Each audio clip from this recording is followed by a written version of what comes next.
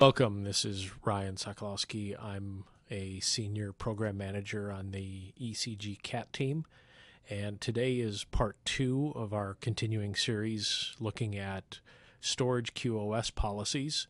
Today specifically we will look at Storage QoS Single Instance Policies.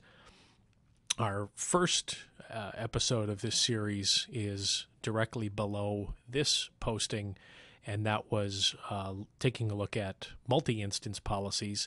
Today's session will be quite similar, obviously with the pivot on the different type of policies and how those work. A reminder, Storage QoS supports 2 different deployment scenarios: Hyper-V using a scale-out file server or Hyper-V using cluster shared volumes. So the distinction, again, for those who may not have viewed the previous video, the distinction between the types of policies: a single instance policy applies a minimum and maximum number for a combined set, or as I like to think of it, a pool of VHD or VHDX files. Multi-instance policies do it similarly, applying a minimum and maximum value, but those are applied individually for each virtual machine separately. So we'll start in our standard location here on our Storage Spaces Direct cluster, and you can see all of the disks presented into the pool. And a note that we are continuing to operate in a disaggregated model. Disaggregated, of course, means that our Storage Spaces Direct cluster is a separate 4-node cluster here, and then we have our compute server, compute cluster hosting all of the virtual machine workloads separately. So these are another 4 nodes operating as a compute cluster. So the first piece we're going to do is we're going to generate a disk speed workload on the against a handful of the virtual machines in the compute cluster, and we'll do that with this command. So now that that's running, we can flip over and actually see the impact of the disk speed tool running. You can see in this case, disk transfers and reads and queue length, all of these have gone up, obviously in response to executing that workload in the virtual machines. Now going back to our Storage Spaces Direct cluster, we will issue most of our commands from here, and our first one is going to be that we'll take a look at the Storage QoS resource, and we can see here that that's online, and this is perhaps an alternate way of viewing the same information that you can view in the Failover Cluster Manager GUI right here as a Storage QoS resource as part of the cluster infrastructure. So back to PowerShell, we will take a look at the Storage QoS flow, and I'll just type it.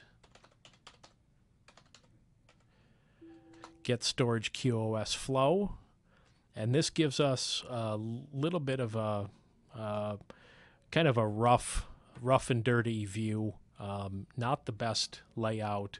So I'm going to leverage this other command that is included in our TechNet documentation on Storage QoS. And this gives us a much better view of the initiator name, the node name on which that workload resides, and then the storage node IOPS. This is, here you can see the result of the disk speed tool. And if you wanted to look at just the information for a particular initiator, we would use this command, which is get storage QoS flow, and pass in a specific initiator name, And in this case, you can see, again, the initiator IOPS laid out in a different format. And the piece that I want to point out here in the middle is the policy ID. And this is showing a GUID of all zeros, which maps to our default Storage QoS policy that we're going to take a look at in just a moment. First, we're going to take a look at our Storage QoS volumes. And here you can see, clearly see, which of the two volumes that I have present on my Storage Spaces Direct cluster, which of those volumes is hosting or holding the VHDX files for my virtual machine workloads, here indicated obviously through the increased IOPS. Now we can take a look at the Storage QoS policies that exist currently with this command. And as I mentioned, the single existing policy is the default policy in this case. So now that we've taken a look at that and we know that there are no other policies in place, we're going to get right into the heart of it, and we're going to create our own Storage QoS policy. And we're going to do this command, which is new Storage QoS policy, and we'll give it a name, and we're indicating that it is a single instance policy, and we're specifying a minimum of 100 and a maximum of 600 IOPS. And then very quickly, as long as we've done that, I'm going to flip over to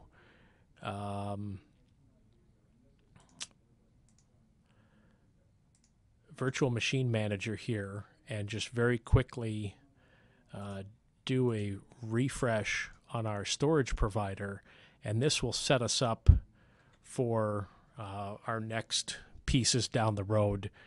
We're just going to initiate that refresh operation. So now that we have the policy created, we're going to use this command to get back the policy ID GUID, and I'll just type it again here.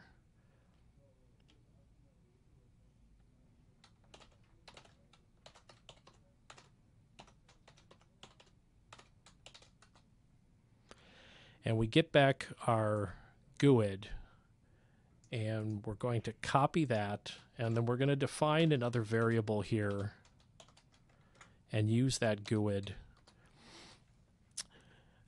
And we will actually use this later just as a little bit of a time saver or shortcut, but what we're going to need to do is to bring that over to our compute cluster, which is where we're actually going to apply the policy. So we'll open up a new PowerShell window, and we'll put in our GUID variable here.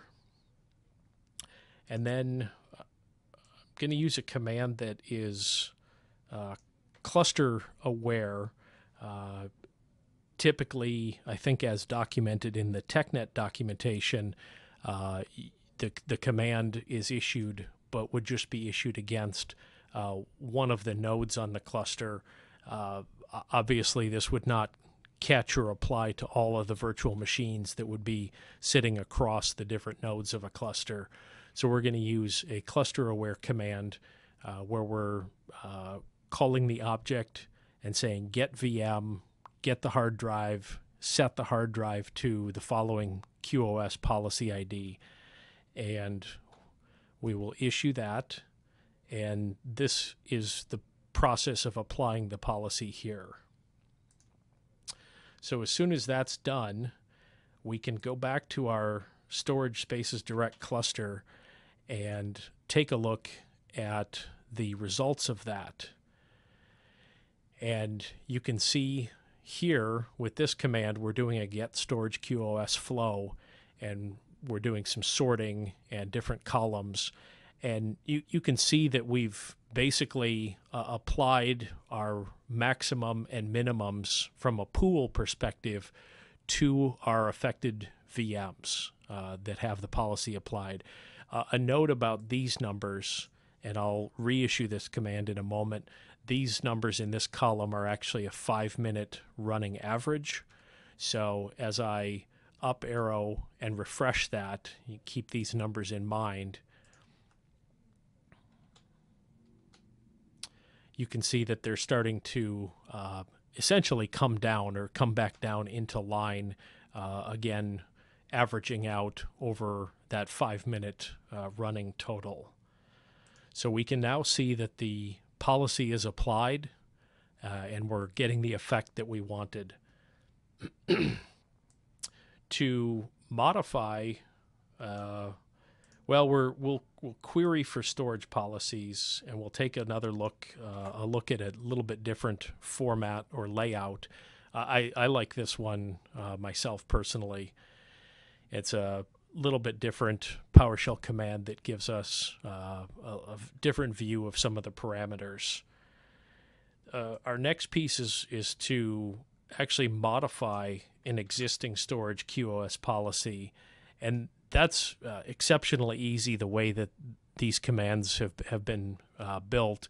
We simply issue a get storage QoS policy, specify the name, and then pass in through the pipeline set storage QoS policy and define either a new minimum or a new maximum or both. And in this case, we're going to move this from 600 maximum to 800. So we will issue that, and then we will look again, and you can see that the numbers have certainly changed. Let's take a look at this view, and you can see the effect of that new maximum applying across these virtual machines. So that's the creation and then modification of storage QoS policies, in this case single instance policies. Let's do a little bit of imaginary work here, and we're going to do something that we'll simulate a situation that might happen in a real-world environment. We're going to go through the process of recreating a missing policy, and why this is important is if a policy is deleted while it is still applied to a virtual machine or multiple, those virtual machines will continue to run as if there is no storage policy applied to them. So let's see that in action. We're going to essentially just remove a particular storage QoS policy, the one that we just created. You will receive a confirmation alert here, and you would say yes. And the takeaway here is essentially you would not do this while a policy was still applied to running workloads. And we will see why that is with this next command. We will take a look at any storage QoS flows that have an unknown policy ID, and it pulls up all of these virtual machines that have a defined policy that no longer exists. Another way we can look at that is this way, and this demonstrates the unknown policy ID status field. So this is an undesired state, obviously. So the way that we're going to recover from that is we're going to create the old policy using the previous policy's GUID. And that's where this command comes in to get the GUID. Fortunately for us, we have the GUID defined already from our previous steps. You typically would not have this cached in a PowerShell window when this occurs in a production environment. So we will say new storage QoS policy, passing in the parameter. We're going to call it restored policy, and we'll set a minimum of 100, and let's drop this back down to 600. And there is our restored policy. Now, if we take a look at this command again, we will now see a status of OK, and that policy continues to be applied to these virtual machines. So what we stepped away for a moment to do was to refresh our storage provider in Virtual Machine Manager. So let's flip back and take a look at that. In the Fabric area under Storage, if you scroll all the way to the bottom, you can see Storage QoS Policies here. And our refresh has completed, and we've been able to bring in the Storage QoS policy that we created, and you can see the policy settings here and the scope applying to this Storage Spaces Direct scale-out file server implementation. So you can create and manage all your Storage QoS policies from VMM, and I'll point out as to why that's maybe a good idea here. Let's create a quick single instance policy here. We'll call it single one. And there's two options here. Of course, this displays different verbiage rather than multi or single instance. The first option here is all virtual disk instances share resources, and that is our pooled approach of a single instance policy. Resources allocated to each virtual disk instance, that maps to our multi-instance policy. So we'll pick our single instance, and we'll say maybe 200 here and maybe 1,000 since this is pooled. And here's the kind of the visual realization of why it might be a good idea to use Virtual Machine Manager in an enterprise environment to manage your Storage QoS policies.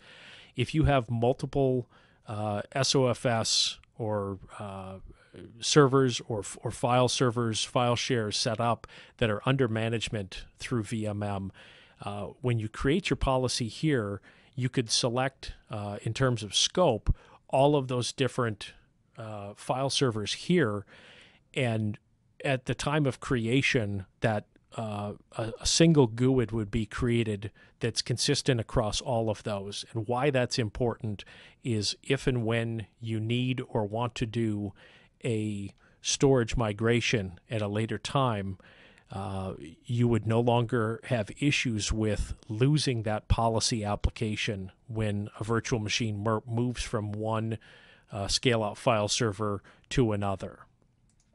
So we will complete this, and then let's create just another quick, we'll create a multi-instance policy, and we will say resources allocated to each virtual disk instance, and we'll limit this to 100 and 300. Select our scope and finish that as well. And now we can see all three of our existing storage QoS policies. We can go back here as well, and we can say get storage QoS policy, and we can see all of our existing storage QoS policies represented right here. So flipping back, there's one more piece that I want to show you, and that's when you're deploying a virtual machine. So I'll go to one of my virtual machine templates, and we'll say create a virtual machine, and we'll call it test 1, and we'll click through this, and you'll see towards the end where we're able to select the storage QoS policy that we want applied. Now, notably here, if you choose to deploy the VM to a private cloud, you're not provided the options to select any parameters about the hard drive. So we're going to select to place it on a host specifically. And for convenience sake, we'll just continue to target that same compute cluster node that we were working with, serve 01. And on this next screen is where we will see right here under Machine Resources, if you select the virtual hard drive, you can, from here, select to apply a particular Storage QoS policy so that at deployment time, your virtual machines will be managed and controlled through an existing Storage QoS policy. So we'll cancel that. And that's the end of our presentation today. I want to thank you for joining us, and look for more episodes of Storage QoS in the near future. Thanks.